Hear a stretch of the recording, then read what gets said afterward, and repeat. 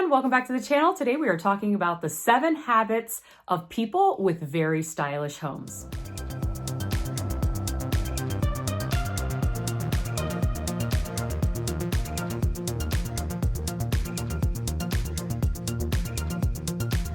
Hey everyone, Baina here. I am a virtual interior designer and style coach, and I love making videos about simplifying the entire process of interior design so that you can find your decorating style and be more creative and have fun with it. So I thought it would be fun to make a video today about the habits of people with awesome homes. And one thing you're going to notice is that absolutely none of them have anything to do with money. And I find that anytime that people make an excuse about I can't have the home that I want because of money, those are the people that are never going to have the stylish homes.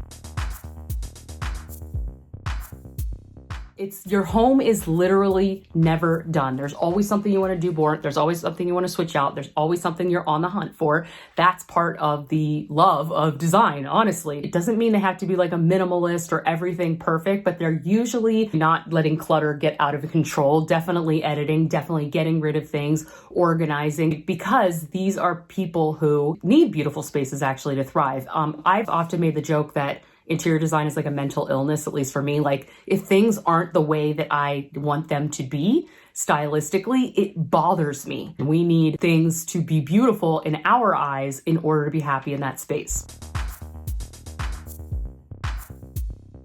There's an interest in art history or the creative arts as a whole. You have an idea of like certain designers that you like and follow, certain styles of furniture you're interested in. You have an eye and an understanding of design just from being passionate and excited about it. The love for design is passed down within the family. That's absolutely my case as well. I grew up in a very, I would say, like creative, humble family. We love to go to flea markets, love to decorate. My grandmother had an antique shop, so it was something that was kind of passed down to me. I can actually remember the very first time when I was literally like 6 years old, she made over my room. And I think she used like gift wrapping paper as the wallpaper. And I was like, I was sold. It's burning into my head. I can remember it. So the passion is there.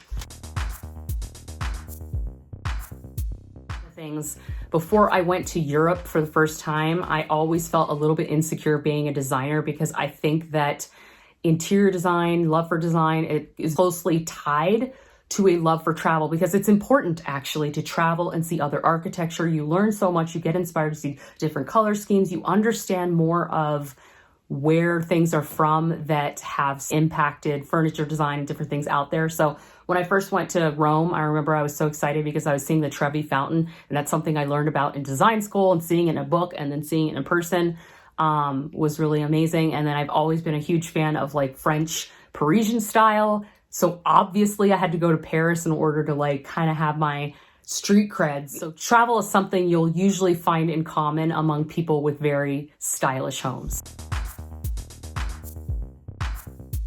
So people that have an awesome home, 1,000% are going to shop secondhand. And that means going to flea markets, vintage shops, Facebook Marketplace, all the stuff I always tell you about that doesn't sound glamorous, but that's actually how you get the glamorous stuff. And I think I've said it up before on this channel, but having an educated eye, a love for design, the passion, a little bit of, knowledge in art history or whatever is how you can make good decisions when you're buying secondhand. But secondhand is how you get the Vogue living look on the regular person's salary budget. Okay.